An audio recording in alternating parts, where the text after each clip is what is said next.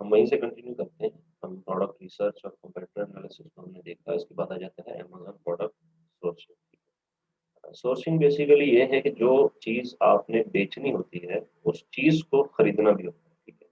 और जब खरीदने की बात आती है तो हम उसको सोर्स करते हैं, ठीक है? उसको सोर्स किया जाता है, ठीक है? उसको हम परचेज़ नहीं कहते, उसको हम सोर्स करते हैं, ठीक है? So not every seller manufactures their own product. Therefore, it is the need to rely on a trusted and public acclaimed source for getting products.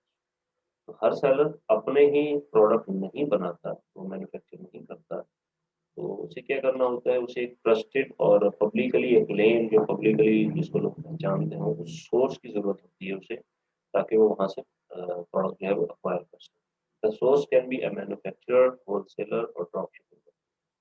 Source कोई भी हो सकता है, कोई मैन्युफैक्चरर हो सकता है, होलसेलर हो सकता है, रिटेलर हो सकता है, डिस्ट्रीब्यूटर हो सकता है या ड्रॉप शिपिंग कंपनी हो सकती है।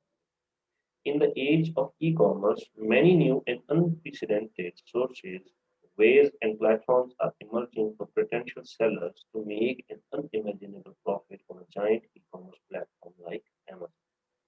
तो आजकल के दौर में जो कि ई-कॉमर्स का दौर है, कई सारे ऐसे सोर्सेज़ मौजूद हैं, कई सारे ऐसे प्लेटफ़ॉर्म जो हैं उभर कर सामने आ रहे हैं, जो सेलर्स को बहुत ही उम्दा प्रॉफ़िट के साथ वाला जो प्रोडक्ट है वो देते हैं, ठीक है? जैसे कि अमेज़न है। अगर आप एक प्रोडक्ट जो है वो $2 में कहीं से सोर्स कर रहे हैं, तो आप तो 10 से $12 में अमेज़न पर ईज़िली जो है वो सेल कर सकते हैं। यही रीज़न है कि अमेज़न इतना पॉपुलर है और अमेज़न जो है वो बहुत बड़ा जायंट कंपनी है।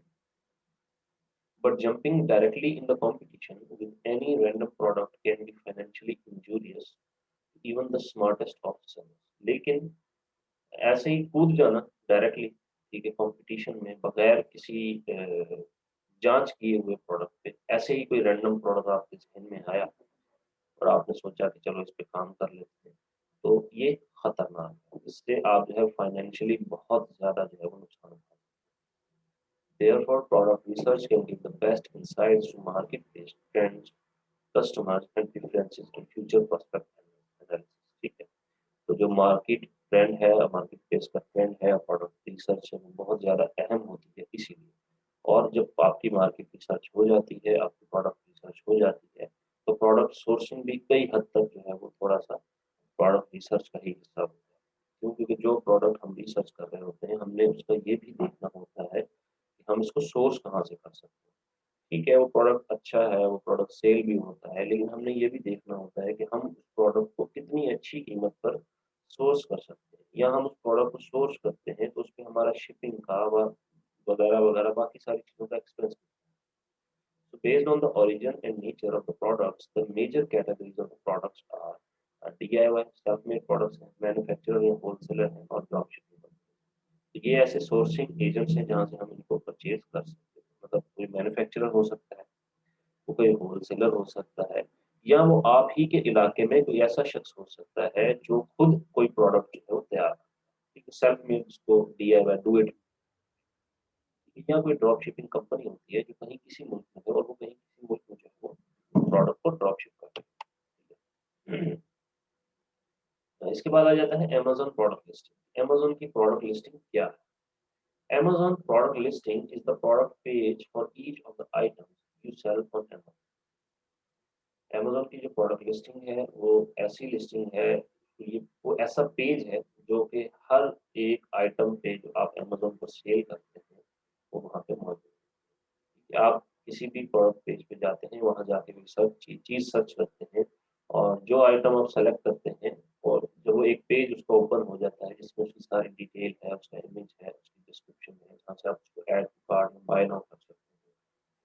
उस पेज को हम लिस्टिंग कहते हैं, ठीक है? Product listing. जैसे कि यहाँ पे आपको शो हो रहा होगा, ये एक हेडफ़ोन है, वायरलेस हेडफ़ोन्स है, इसका ये इसको हम प्रोडक्ट लिस्टिंग कहते हैं, ठीक है? It is made up of the information you enter when you list your product, including its title, images, description and price. और ये हम तब बनाते हैं जब हम अपने प्रोडक्ट को अपलोड करते हैं, प्रोडक्ट को लिस्ट करते हैं, उसमें टाइटल आता है, इमेजेस आती हैं, उसका डिस्क्रिप्शन आता है, उसकी प्राइस आती है और बहुत सी ऐसी वेरिएशन वगैरह कई चीज़ें ऐसी आती हैं।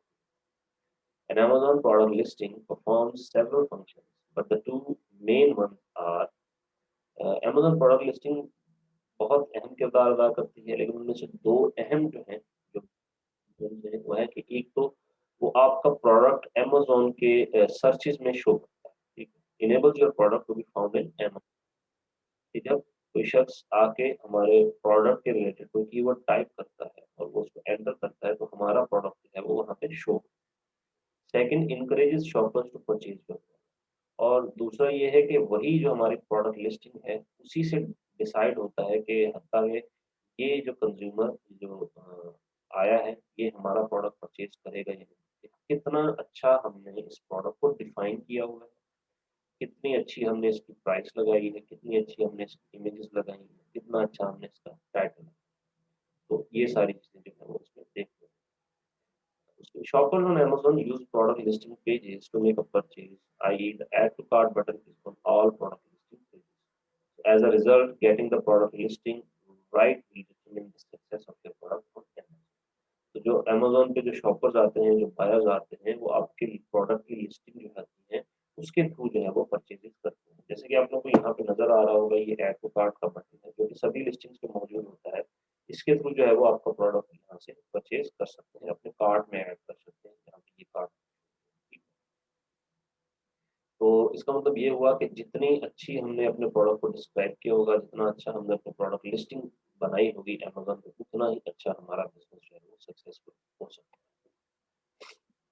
इसके बाद आ जाता है अमेज़न का मैनेज ऑर्डर टूल, ठीक है? अमेज़न के जो मैनेज ऑर्डर्स टूल है, ठीक है? जी साजिद, आपने अंग्रेज़ किया।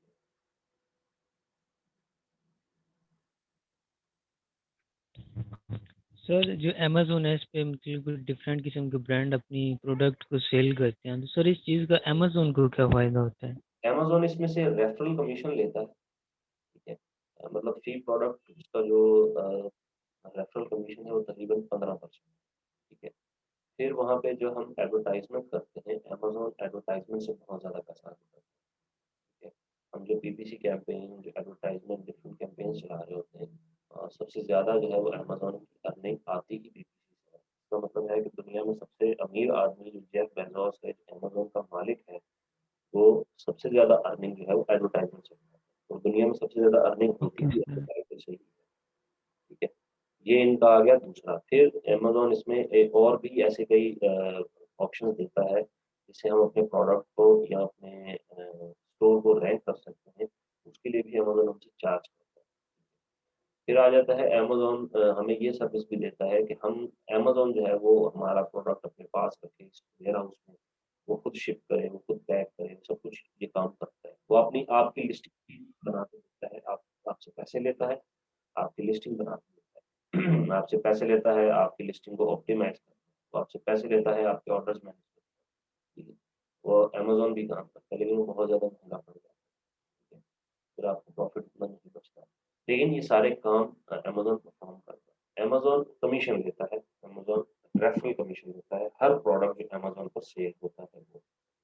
फिर अमेज़न जो है वो हम जो अकाउंट सेलर सेंटर का बनाते हैं अमेज़न पे, वो 2 किस्म के अकाउंट होते हैं। एक होता है इंडिविजुअल, एक होता है प्रोफ़ेशनल। इंडिविजुअल जो है उसपे जब कोई प्रोडक्ट सेल होता है तो $1 काट लिया जाता है हर प्रोडक्ट पे, ये रेफ़रल कमीशन से हट के, ठीक है? और प्रोफ़ेशनल में $40 पर मंथ का अकाउंट, मतलब हर सेलर जो प्रोफ़ेशनल वहाँ पे सेल कर रहा होगा, वो $40 अमेज़न को पे करता है। वो ऐसा समझ लें कि रेंट है, ठीक है? वो रेंट देता है हर महीने $40, ये इस तरह। Manage order tool है, the manage order tool in Amazon gives you an overview of the current orders in your Amazon seller account. You can also look at and update the details of a specific order. For example, you can confirm you have shipped the order. Amazon का जो manage order tool है, ये हमें बहुत से insights जो हैं वो दिखाता है, ओवरव्यू दिखाता है कि हमारे कितने जो हैं वो ऑर्डर हमें आ चुके हैं, कितने ऑर्डर हमारे अभी पेंडिंग हैं, या कोई रिटर्न तो नहीं आया, या हमने किसी को रिफंड तो नहीं करना। अगर हमारे पास एक ऑर्डर आया, तो हम वो कहाँ से देख सकते हैं कि हम उसमें उस बंदे को जो है प्रोडक्ट डिस्पैच करना है, तो हम मैनेज ऑर्डर में जाके उसको देख सकते हैं। फिर वहीं से जब हम किसी को ऑर्डर जो है वो डिस्पैच कर देते हैं, शिप कर देते हैं, तो वहीं से हमें ये ऑप्शन मिलता है कि हम उस ऑर्डर को मार्क एज़ शिप्ड कर दें। और उसका ट्रैकिंग नंबर जो है वहाँ पे लिखते हैं ताकि अमेज़न को पता हो कि हमने जो है वो अपना ऑर्डर जो है वो डिस्पैच कर दिया।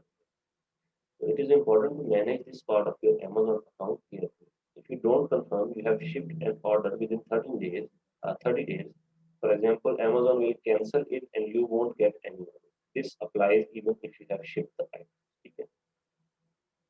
तो अगर आपने Amazon में आपने 30 दिन तक किसी ऑर्डर को मार्क एज शिप नहीं किया, भले ही आपने मार्क एज शिप कर दिया हो, ठीक है? तो 30 दिन के बाद जो है वो आपका जो है वो ऑर्डर अमेज़न के मुताबिक जो है वो कैंसल हो चुका है और अमेज़न आपको उसके पैसे भी नहीं देगा, भले ही वो ऑर्डर कस्टमर के पास क्यों ना पहुँचे। तो इसमें काफ़ी रिस्ट्रिक्शंस होती हैं, उनको ध्यान रखना होता है। The order details section of the Manage Orders tool gives you all the information you need to complete and ship the order to your customer. This includes full details of the order, including the product information and the customer's information. जो order details का section है manage order tool का, वो आपको सभी information देता है आपका कंप्लीट कि किस तरह जो है कस्टमर ने कौन सा प्रोडक्ट ऑर्डर किया है, उसका क्या नाम है, उसका क्या ईमेल है, उसका क्या फ़ोन नंबर है, उसने कितने पैसे पे किए हैं और उसको ऑर्डर कहाँ पे शिप होना है, ये सब चीज़ें उसमें मौजूद हैं। तो you can also contact the buyer if you have to communicate with them about the, वहाँ पे हमारे पास ईमेल भी है, फ़ोन नंबर भी है, ठीक है, हम उससे contact and enter an internal order ID to make it easier for you to track the order in your internal system. ठीक है, कि हम एक इंटरनल आईडी भी दे सकते हैं कि हमें ऑर्डर आया है और क्या ऑर्डर नंबर आया है और उसका ऑर्डर नंबर हम खुद से भी लगा सकते हैं ताकि हम उसको ट्रैक कर सकें। फिर जब हम उस ऑर्डर को शिप कर देते हैं तो उसका जो ट्रैकिंग नंबर होता है वो भी हम वहाँ पे लगा देते हैं ताकि हम भी उसको ट्रैक कर सकें, अमेज़न भी कर सके और कस्टमर जो है वो भी उसको ट्रैक कर सके। Print a packing slip which includes an address label that you can cut off and tape to the package you are shipping. एक पैकिंग स्लिप होती है, ठीक है, पैकेजिंग स्लिप, वो हम प्रिंट करते हैं, जो पार्सल हमने भेजना होता है, जो ऑर्डर हमें डिस्पैच करना होता है, उसके ऊपर लगा देते हैं, जिसके ऊपर एड्रेस होता है, कस्टमर का नाम होता है, उसका मोबाइल नंबर होता है, उसका ईमेल एड्रेस होता है। ये सब चीज़ें होती हैं जिसको हमने प्रिंट करके बॉक्स के ऊपर या पैकिंग के ऊपर लगाना होता है, ठीक है, ताकि शिपिंग के वक्त वो उनको पता हो कि कहाँ ship The importance of Amazon order management. Importance क्या है? Selling on Amazon is as much about reputation as it is about price and the quality of your product listing. This means delivering an excellent level of customer service every time. ठीक है? तो Amazon पर बेचना वो बहुत ही जो है वो रेपुटेशन वाला काम होता है। ये इतना ही ज़्यादा ज़रूरी है कि एक नया सेलर कभी भी आकर इतनी ज़्यादा सेल्स जो है वो अचीव नहीं कर सकता जब तक कि उसके पास कोई ख़ास अच्छे रिव्यूज़ ना हो या उसके प्रोडक्ट की क्वालिटी अच्छी होनी चाहिए, उसके प्रोडक्ट की लिस्टिंग जो है वो अच्छी होनी चाहिए। और इसी तरह ही आपको जब इन सब सब चीज़ों को आपने मैनेज करना होता है, इसके साथ-साथ आपने एक और चीज़ मैनेज करनी होती है जिसको हम कहते हैं कस्टमर सर्विस, ठीक है? ये भी आपकी एक्सीलेंट मतलब आप अपनी प्रोडक्ट लिस्टिंग अच्छी रख रहे हैं, अपने प्रोडक्ट की क्वालिटी अच्छी रख रहे हैं, अपने प्रोडक्ट की प्राइस जो है वो कम्पेटिटिव रख रहे हैं, लेकिन अगर आपकी कस्टमर सर्विस अच्छी नहीं है, तो लोग आपसे परचेज़ नहीं करेंगे। मतलब आप टाइम टू टाइम उनको रिप्लाई नहीं कर रहे हैं, उनके जो क्वेश्चंस हैं उनका जवाब नहीं दे रहे या उनकी जो क्वेरी है उनको जवाब नहीं दे रहे, तो दैट सेंच, ठीक है? That starts with managing customers' orders efficiently as well as following through on the promises you make in your list. और ये सब चीज़ें जो कस्टमर सर्विस है, ये स्टार्ट होती है कस्टमर के ऑर्डर को मैनेज करने से, कि कितने अच्छे तरीके से, कितने एफिशिएंटली आप कस्टमर के ऑर्डर को मैनेज करते हैं, कितनी जल्दी आप उसके ऑर्डर को शिप करते हैं और कितनी जल्दी वो ऑर्डर जो है वो कस्टमर तक पहुँचता है। और ऐसे भी कई वादे जो आपने अपनी प्रोडक्ट की लिस्टिंग में होते हैं, ये जो फीचर्स बताए हुए थे उसके लिए। Both Amazon's managed order tool and the various third-party tools that are available will help you. Amazon का एक अपना मैनेज ऑर्डर टूल भी मौजूद है, जो कि हमें अमेज़न के अकाउंट में मिलता है और इसके अलावा कुछ थर्ड पार्टी टूल्स भी अवेलेबल हैं, जो हमारे लिए कुछ ऑटोमेटेड काम करते हैं। मतलब वो स्लिप प्रिंट कर देना और तो कस्टमर को एक मैसेज भेज देना कि आपका ऑर्डर हमें रिसीव हो गया है, thank you for your order, we will deliver it within 1 day, you will receive it within 2 day वगैरह, ठीक है? तो इस तरह के टूल्स भी हमारे पास अवेलेबल हैं। Amazon seller inventory management, Amazon में जो है एक इन्वेंटरी इन्वेंट्री मैनेजमेंट का भी टूल अवेलेबल होता है, जहाँ पे हम देख सकते हैं कि हमारे पास कितनी इन्वेंट्री है इस प्रोडक्ट की, या उसमें कोई रिटर्न आया है, ठीक है, या उसमें कोई कितनी इन्वेंट्री रहेगी, हमें कितनी उस पर ज़्यादा लेनी होगी, हम इसको एफडीएम कर रहे हैं या इसको एफडीए कर रहे हैं, ये सब चीज़ें जो है वो सेलर इन्वेंट्री मैनेजमेंट में मौजूद है। Amazon allows brands to manage their inventory through their internal Amazon inventory management system. Each product can have inventory in four categories. For each product, the Amazon inventory system will show the following. ठीक है, तो हर एक category, हर एक जो है वो breakout वो हमें शो करता है क्या, कि हमारे पास अवेलेबल कितनी है इन्वेंट्री, ठीक है, मतलब ये हमें वो दिखाता है कि जो आपकी इन्वेंट्री है उसमें ये चीज़ें मौजूद हैं, ये चीज़ें मौजूद नहीं, ठीक है। तो एक तो चीज़ हमें वो दिखाता है कि available, the current quantity available to ship to customer, हमारे पास कितने आइटम्स अवेलेबल हैं जो हम कस्टमर को भेज सकते हैं। इसके बाद है इनबाउंड, इनबाउंड का मतलब है the amount of product that is scheduled in shipping plans in transit और currently being processed at the full, ठीक है, या ऐसे प्रोडक्ट जो आपने इन्वेंट्री में ऐड किए हैं लेकिन वो अभी तक आपकी इन्वेंट्री में फिजिकली पहुंचे नहीं, मतलब आपने वहां पे अपलोड कर दिए हैं कि जी मैंने इतने जो है आइटम्स मजीद इतनी क्वांटिटी जो है वो सोर्स की है, ठीक है, लेकिन वो अभी तक आपके पास पहुंची नहीं, ठीक है। उसके बाद आ जाता है अनफुलफिलेबल, any inventory that is in a fulfillment center but not currently able to be sold due to damage, quarantine or awaiting inspection। ऐसी कोई भी इन्वेंट्री जो कि फुलफिलमेंट सेंटर में मौजूद हो, वो आपका वेयर हाउस या एफबीए मतलब अमेज़न का वेयर हाउस ज़्यादातर हो सकता है, लेकिन वो सेल नहीं की जा सकती, या वो खराब है, टूटी हुई है, उसमें कोई मसला है, कोई इश्यू है, या अभी तक उसका क्वालिटी चेक नहीं हुआ, ये अभी तक इंस्पेक्शन नहीं हुआ। रिजर्व, अ, ये एक रिजर्व का ऑप्शन भी हमें दिखाता है कि product that is being received at the fulfilment centre associated with the current order और in transit to another fulfilment centre. ऐसा प्रोडक्ट जो कि रिसीव हुआ फुलफिलमेंट सेंटर पे, ठीक है, associate with the current order, लेकिन वो करंट ऑर्डर के एसोसिएटेड ही है और in transit to another fulfilment centre, या किसी और फुलफिलमेंट सेंटर पर उसको ट्रांसफर किया जा रहा है, ठीक है, तो इसको हम कहते हैं रिजर्व, कि ये बेचने के लिए नहीं है, ये किसी और मकसद के लिए जो है वो रिजर्व कर लिया गया। उसके बाद आ जाता है fee bill, estimated fees for the management of product management, कितने पैसे आपको एक ऑर्डर सोल्ड करने पर पे करने पड़ते हैं, अदा करने पड़ते हैं, वो भी यहाँ पे इनमें दिखाया जाता है। इसके बाद है फुलफिल्ड बाय, कितनी इन्वेंट्री आपकी अमेज़न जो है वो फुलफिल करता है और कितनी इन्वेंट्री जो है वो आप फुलफिल करते हैं, ठीक है।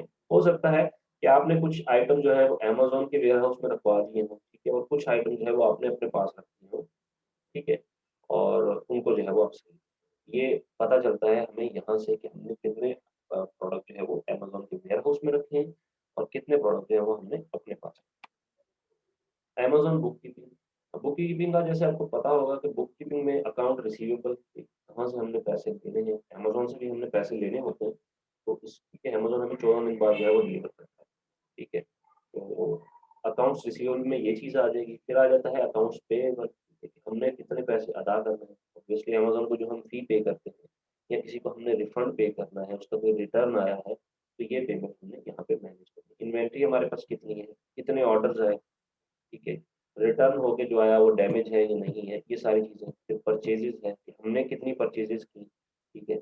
लोन्स पेएबल, अगर हमने किसी से जो क्लाइंट है उसने किसी से पैसे लेकर कोई चीज़ परचेज़ की थी, तो उसकी वो लोन पेमेंट भी यहीं से निकाली जाती है। सेल्स, हमारी सेल्स कितनी जनरेट हुई, पेरोल, अगर क्लाइंट ने कोई ऑब्वियसली किसी को हायर किया हुआ है तो उसकी जो सैलरी है वो आ जाएगी। ओनर्स इक्विटी, कि क्लाइंट ने जब ये काम स्टार्ट किया था तो उसने कितना पैसा खर्च किया था, इस चीज़ की मैनेजमेंट सारी जो है वो bookkeeping में आ जाएगी। इसको भी हम थोड़ा-सा देखेंगे, स्टडी करेंगे, ये किस तरह मैनेज किया जाए। फिर आ जाता है अमेज़न की एडवर्टाइज़मेंट। जैसे कि आप लोगों को पता होगा कि गूगल की एक जो है वो एडवर्टाइज़मेंट टेक्नीक है, कि डिफरेंट जो है वो एड्स गूगल्स के थ्रू जो है वो दिखाई जाती हैं, और वो यूट्यूब पे भी और डिफरेंट जो है वो वेबसाइट पे दिखाई जाती है। फिर आ जाता है फेसबुक का एड सिस्टम, कि फेसबुक पे जो हमें एड्स दिखाई जा रही होती हैं, वो फेसबुक के अपने प्लेटफ़ॉर्म के थ्रू दिखाई जा रही होती है, ना कि गूगल के थ्रू दिखाई जा रही है, ठीक है? तो ये आ जाता है फेसबुक का एड्स। इसी तरह अमेज़न का भी एक एडवर्टाइज़मेंट सिस्टम है, जो कि अमेज़न की ही वेबसाइट पर डिफरेंट प्रोडक्ट्स को दिखाता है, ठीक ठीक है। सपोज अगर आप सर्च कर रहे हैं एक चार्जर के हवाले से, तो जब आप लिखते हैं कार चार्जर, तो आपको वहाँ पे कुछ एड्स भी दिखाए जा रहे होते हैं, ठीक है, और कुछ जो है वो ऑर्गेनिक रिजल्ट्स भी दिखाए जाते हैं। ऑर्गेनिक रिजल्ट्स का मतलब ये है वो ऐसे रिजल्ट जो कि खुद ब खुद वहाँ पे शो हो रहे हैं कीवर्ड टाइप करके। और स्पॉन्सर्ड या एडवर्टाइज जिसको हम कहते हैं, वो ऐसे रिजल्ट होते हैं जिनको पे करते हैं सेलर। सेलर पे करता है कि इस कीवर्ड पे मेरे इस प्रोडक्ट को एडवर्टाइज करें। जब ये कीवर्ड कोई सर्च करे तो ऊपर सर्च में ऊपर एडवर्टाइजमेंट में मेरा प्रोडक्ट जो है वो दिखाया है, ठीक है, उसकी इमेज, उसका जो है जो भी चीज़ है वो दिखाए। तो that is called Amazon advertisement, ठीक है। इसको मैं मज़ीद अभी इलैबोरेट नहीं करूँगा, इसको हम जब आगे जाएँगे तो इसको हम इलैबोरेट, ठीक है। फिर अमेज़न प्रोडक्ट रैंकिंग फैक्टर्स आ जाते हैं। इसमें कई सारी चीज़ें आती हैं, सेल्स रैंक होता है, ठीक है। जब आप कोई चीज़ सेल कर रहे होते हैं अमेज़न पे, तो आपको अमेज़न एक रैंक देता है, ठीक है। उसको कहते हैं बेस्ट सेलर्स रैंक, उसको हम बीएसआर भी कहते हैं, ठीक है। तो उससे हमें पता चलता है कि किसी कैटेगरी में, किस कैटेगरी में कौन-सा जो सेलर है वो एक उसका रैंक क्या है, ठीक है। जितना ज़्यादा रैंक होगा उतनी कम सेल्स होगी, ठीक है। और जितना कम रैंक होगा उतनी ज़्यादा सेल होगी। अब मिसाल की बात है, अगर आपकी क्लास में कोई फर्स्ट आता है तो इसका मतलब ये है कि उसका रैंक अच्छा है, ठीक है। अब ये कम है ना, फर्स्ट 1 कम है कि 10 कम है? तो 10 ज़्यादा होगा, ठीक है। तो अगर किसी का रैंक 10 है तो इसका मतलब है उसकी 10th पोज़ीशन। ये बीएसआर भी इसी तरह काम करता है। अगर आप नंबर 1 शो हो रहे हैं तो इसका मतलब है आप उस कैटेगरी में नंबर 1 सेलर, आपकी सेल ज़्यादा है। और अगर आप 1000 पे शो हो रहे हैं, इसका मतलब है आप इस कैटेगरी में 1000 नंबर पर हैं और आपकी सेल कम है, ठीक। तो ये इस तरह इसको देखा जाए। तो अगर डिफाइन करें तो ये है more sales equal higher rankings and higher ranking equal more sales. इसके बाद आ जाता है customer review. The number of product reviews you receive and the quality of these reviews are the important ranking factor. जितने ज्यादा अच्छे reviews आपको आएंगे उतनी ही ज्यादा आपकी रैंकिंग बढ़ेगी, ठीक है। आप अक्सर देखते होंगे अगर आप ऑनलाइन पे परचेजिंग कर रहे हो तो किसी जो है सेलर की रैंकिंग शो हो रही होती है 4 स्टार, किसी की 4.5 स्टार, किसी की 4.6 स्टार। तो ये रिव्यूज के हिसाब से इसकी रैंकिंग रहेगी। फिर ये जो लोग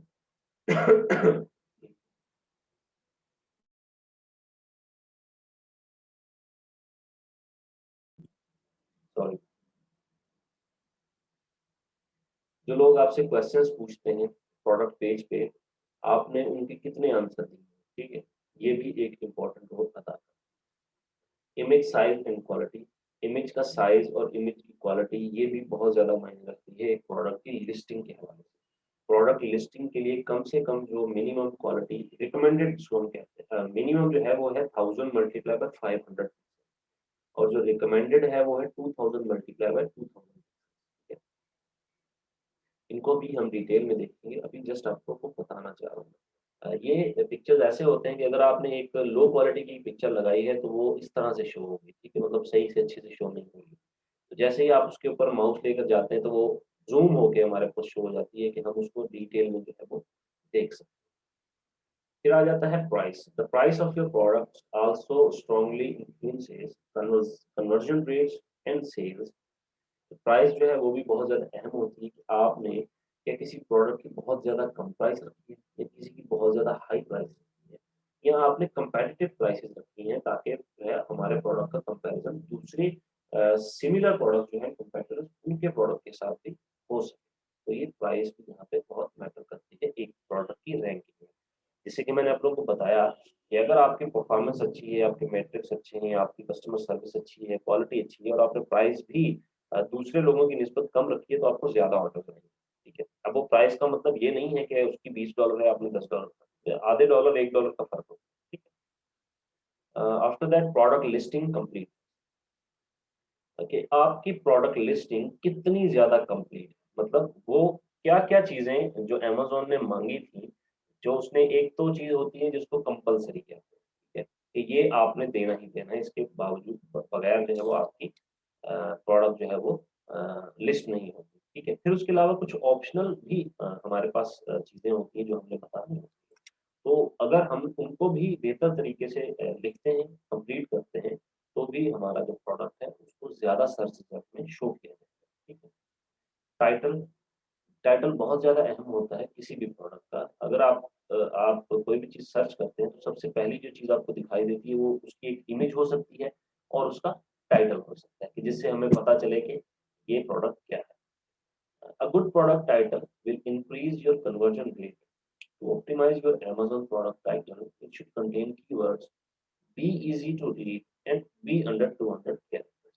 कि एक अच्छा प्रोडक्ट टाइटल जो है वो ऐसा होना चाहिए जिससे आपके जो कस्टमर है, जो बायर है, जो शॉपर है, वो आपके टाइटल को पढ़े और वो उसको परचेज़ भी करने पर अग्री हो, ठीक है? और एक अमेज़न के प्रोडक्ट टाइटल को ऑप्टिमाइज़ करना, उसमें अच्छे कीवर्ड ऐड करना, ठीक है? जो कीवर्ड लोग सर्च करते हैं इज़िली और उसको 200 कैरेक्टर्स के अंदर-अंदर जो है वो शामिल करना, उससे ज़्यादा ना। फिर आ जाता है प्रोडक्ट डिस्क्रिप्शन। प्रोडक्ट डिस्क्रिप्शन भी एक प्रोडक्ट रैंकिंग का फैक्टर होता है। डिस्क्रिप्शन में क्या है, हम डिटेल्स बताते हैं प्रोडक्ट के हवाले से। एक्स्ट्रा डिटेल्स हमने बताई होती हैं, प्रोडक्ट कैसा है, ये वो हम अपने स्टोर के हवाले से भी इसमें चीज़ें जो है वो शामिल कर सकते हैं। स्पेसिफिकेशन कि जो प्रोडक्ट आप डिलीवर कर रहे हैं उसकी क्या स्पेसिफिकेशन है, ठीक है? उसका साइज़ क्या है, उसका वेट क्या है, उसका कलर क्या है, ठीक है? वो मेल के लिए बेहतर है, फीमेल के लिए बेहतर है, बच्चों के लिए बेहतर है, ये जो भी चीज़ें हैं, ठीक है? ये सारी चीज़ें स्पेसिफिकेशन में आ जाती हैं। फिर है कैटेगरी एंड सब कैटेगरी कि आप जो प्रोडक्ट लिस्ट करने जा रहे हैं, क्या वो सही कैटेगरी में मौजूद है? अगर आप एक मोबाइल फ़ोन जो है वो सेल कर रहे हैं, तो क्या वो मोबाइल फ़ोन की ही कैटेगरी में मौजूद है या वो इलेक्ट्रॉनिक में जाके कहीं पड़ा हुआ है? ठीक है, इलेक्ट्रॉनिक एक मेन कैटेगरी होगी और मोबाइल फ़ोन उसकी सब कैटेगरी। तो हम इलेक्ट्रॉनिक को चूज़ करके मोबाइल फ़ोन की कैटेगरी में जाएँगे, ठीक है? अगर हम उसको कंप्यूटर की कैटेगरी में डाल दें, तो ये हमारी गलत कैटेगरी है, ठीक है? तो मेक श्योर कि आपकी जो प्रोडक्ट कैटेगरी है, वो भी दुरुस्त होनी चाहिए। मतलब अमेज़न ने हमें कहीं पे साँस लेने नहीं देना, हर एक चीज़ को परफेक्ट रखना है, ठीक? फिर आ जाता है कस्टमर सर्विस। कस्टमर सर्विस जैसे मैंने आप लोगों को बता दिया कि आपने कस्टमर को सर्विस देनी है, कस्टमर कोई सवाल पूछता है आपको मैसेज करके कहता है कि ये इस तरह की चीज़ अवेलेबल है या नहीं। उसने आपका एक प्रोडक्ट देखा, वो कहता है कि मुझे डिफरेंट कलर में चाहिए या डिफरेंट साइज़ में चाहिए, वो भी आपसे पूछ सकता है, ठीक है? तो ये सारी चीज़ें जो हैं वो आपने कस्टमर सर्विस के थ्रू जो है वो मैनेज करनी है। तो इस चीज़ का भी बहुत अच्छे से जो है वो ध्यान रखना होगा। फिर अमेज़न का ब्रांड रजिस्ट्री और ट्रेडमार्क आ जाता है। ट्रेडमार्क मैंने जैसे आप लोगों को बताया, ट्रेड का मतलब तिजारत। आपका जो बिज़नेस है आप उसको रजिस्टर करवा देते हैं, ठीक है? पहले आप उसको रजिस्टर करवाते हैं अपने मुल्क में, ठीक है? अपने ऑब्वियसली जहाँ पे आप हैं, जहाँ पे आप अमेज़न पे काम कर रहे हैं, ठीक है? वहाँ पे आप उसका एक अपने बिज़नेस का ट्रेडमार्क रजिस्टर करवा लेते हैं। सपोज़ जी एबीसी एक शॉप है, आपने एबीसी जो है वो आप अमेरिका में अमेज़न के साथ काम कर रहे हैं। आपने एक एबीसी नाम का जो है वो स्टोर ओपन किया। तो आपने उस एबीसी नाम को पहले ट्रेडमार्क करवाना है अमेरिका में, ठीक है? फिर जब वो ट्रेडमार्क हो जाएगा, फिर आपने उस ब्रांड को अपने ब्रांड को जो है वो अमेज़न के साथ रजिस्टर करवाना है, ठीक है? उसमें जो भी कॉम्प्लेक्सिटीज़ होती हैं, जो भी चीज़ें होती हैं, वो सारी जो है वो आपने इसको देखनी है। और इसके लिए ऑब्वियसली एक लीगल एडवाइज़र चाहिए होता है, एक ऐसा सर्विस प्रोवाइडर चाहिए होता है, जो इस काम में माहिर हो। ये काम हम नहीं कर सकते, हाँ, हम इसको हेल्प आउट ज़रूर कर सकते हैं। हम उनके लिए बंदा ढूँढ के दे सकते हैं। हम ये देख सकते हैं कि इसमें क्या-क्या चीज़ें रिक्वायर होती हैं। इसमें तकरीबन-तकरीबन 9 महीने का टाइम लग जाता है। अगर एक ब्रांड रजिस्ट्री करवानी हो, तो जो एप्लीकेशन प्रोसेस है, ये तकरीबन-तकरीबन 6 से 9 महीने का टाइम ले जाता है। बाज़-औक़ात 1 साल भी ले जाता है कई लोग, ठीक है? तो इसलिए ये बहुत ज़्यादा पेचीदा मामला है और कई लोग इस पे ट्रेडमार्क करते भी हैं, कई लोग नहीं भी करते। लेकिन जिनका प्राइवेट लेबल होता है, उनको ट्रेडमार्क करवाना लाज़मी होता है। उसकी रीज़न ये है कि अगर आप प्राइवेट लेबल कर रहे हैं, मतलब खुद का एक प्रोडक्ट बना के, खुद का एक ब्रांड बना के उसको बेच रहे हैं, तो ट्रेडमार्क करने से और ब्रांड रजिस्ट्री करने से क्या होगा कि कोई भी नाजायज़ तौर पे आपका प्रोडक्ट जो है वो सेल नहीं करेगा। ठीक है, आपने अपना एक ब्रांड बनाया, आप उसको बेच रहे हैं। और कोई और भी आपका ब्रांड जो है, आपके नाम से ब्रांड जो है बना के सेल कर रहा है। अमेज़न को कैसे पता चलेगा कि आप असल हैं या वो असल है? वो उसको ब्रांड रजिस्ट्री से और ट्रेडमार्क से पता चलेगा, ठीक है? पर आपके बोलने से सर्टिफिकेशन अमेज़न मानेगा तब जब आप अमेज़न को उसके डॉक्यूमेंट्स दिखाएँगे, ओके? तो इसमें क्या क्या चीजें होती हैं इसमें? ट्रेडमार्क सर्च होता है, क्लियरेंस होता है। जो आप नाम रजिस्टर करवाना चाहते हैं, क्या वो पहले से ही किसी ने रजिस्टर तो नहीं करवाया हो? हम इस चीज को सर्च कर सकते हैं। हम उनकी एप्लीकेशन तैयार करवा सकते हैं ट्रेडमार्क के लिए। हम उनकी एप्लीकेशन को प्रोसिक्यूट करवा सकते हैं, किसी लीगल एडवाइजर तक पहुंचा सकते हैं। फिर साइन अप करवा सकते हैं हम अमेज़न ब्रांड रजिस्ट्री। ये साइन अप का भी एक पेज होता है, उनको क्या-क्या चीज़ें रिक्वायर होती हैं, वो भी ठीक है। ये काम भी बीए करता है, टास्क।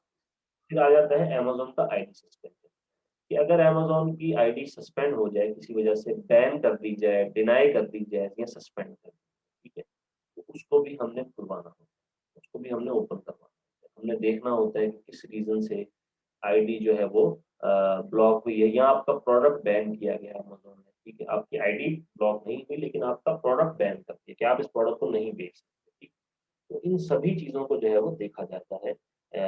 ये डिफरेंट टाइप होते हैं, इनके डिफरेंट रीज़न्स हो सकते हैं। हर क्राइटेरिया, हर एक चीज़ जो है इसकी डिफरेंट हो सकती है। मतलब एक यूनिवर्सल मेथड होता है ना किसी चीज़ को, जैसे सपोज़ एक यूनिवर्सल मेथड है कि जी आपका मोबाइल फ़ोन जो है वो लॉक हो गया। आपको पता है कि जी इसको कैसे ओपन करवाना है, या इसको हम रीसेट कर सकते हैं, या इसका हम सॉफ्टवेयर बनवा सकते हैं। ये एक हमारा यूनिवर्सल मेथड होता है, ठीक है? बट अमेज़न में कई तरह की ऐसी चीज़ें हैं जो कि डिफरेंट स्टाइल से की जाती हैं, मतलब नोयत लिखी जाती है कि किस वजह से बंद हुआ। हो सकता है कि आपका जो प्रोडक्ट आप बेच रहे हैं वो डिफेक्टिव आपने बहुत ज़्यादा बेचे हैं, उस वजह से आपका अकाउंट जो है बैन कर दिया गया। या ये हो सकता है कि आपने जो है गेटेड प्रोडक्ट सेल करने की कोशिश की हो, तो बैन कर दिया गया हो। या ये हो सकता है कि आप किसी और का प्रोडक्ट सेल कर रहे हो, तो आपको बैन कर दिया गया हो, ठीक है? या ये हो सकता है कि आपने गलत जो है वो एक्टिविटीज़ वहाँ पे की हैं, गलत जो है वो काम की हैं, तो उसकी वजह से जो है वो बैन हो गया। तो ऐसी कई सारे रीज़न्स हो सकते हैं, इनको भी हम इंशाल्लाह स्टडी करेंगे, ठीक है? तो यहाँ तक जो है वो हमारा आज का सेशन एंड होता है। अभी हमारे पास जो है वो 10 मिनट्स अवेलेबल है। तो इन 10 मिनट्स में मैं आपसे Q&A का सेशन लेता हूँ, क्वेश्चन एंड आंसर। ये जो हमने भी सेशन किया इसके रिलेटेड किसी का कोई क्वेश्चन या आंसर है, वो हैंड रेज़ करें या चैट में बताएँ, तो मैं उसको आंसर करूँगा।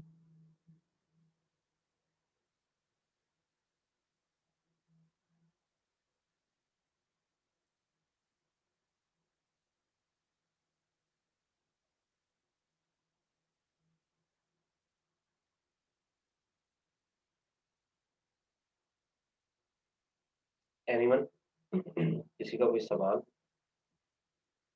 सर ये जो ट्रेडमार्क होता है तो सर वो जो कॉपीराइट इशू वो इसी में आता है? कॉपीराइट असल में ना कॉपीराइट जिस चीज़ को कहा जाता है वो आपके नाम का कॉपीराइट होता है, कि आपका नाम कोई और यूज़ नहीं कर सकता, ठीक है? और कॉपीराइट जो बेसिकली है वो डिजिटल आइटम्स के लिए यूज़ होता है, ठीक है? जो डिजिटल चीज़ें होती हैं ना, मतलब अगर आपने एक सॉफ्टवेयर बनाया है तो आप उसका एक कॉपीराइट करवा रहे हो, ठीक है? तो उसको हम कॉपीराइट कहते हैं। जब फिज़िकल चीज़ आ जाती है तो उसको हम ट्रेडमार्क कहते हैं। और ओके सर। प्रोडक्ट को अगर किसी प्रोडक्ट की रजिस्ट्रेशन करवाएँ कि इस तरह का प्रोडक्ट कोई और ना बना सके तो उसको हम पेटेंट कहते हैं, ठीक है? तो ये डिफरेंट अगर तो कोई डिजिटल सर्विस है जैसे कि आपकी एक वेबसाइट है, तो आपकी उसके कॉपीराइट होगा, ठीक है? तो वो एक डिजिटल चीज़ आ गई, उसको हम कॉपीराइट कहते हैं, ठीक है? कि इसका जो कॉपीराइट है वो सिर्फ़ हमारे पास है, ठीक है? या किसी और के पास। ये चीज़ होती है कॉपीराइट। फिर आ जाता ओके है सर। आपका अगर फिज़िकल बिज़नेस तो उसको हम ट्रेडमार्क पे लेकर आते हैं, उसको हम ट्रेडमार्क कहते हैं। और अगर किसी प्रोडक्ट का आपने रजिस्टर करवाया, सपोज़ अगर आपने एक बटुआ बना लिया, सपोज़ आप एक बटुआ बनाते हैं, सियालकोट से आप एक लेदर का बटुआ बनाते हैं।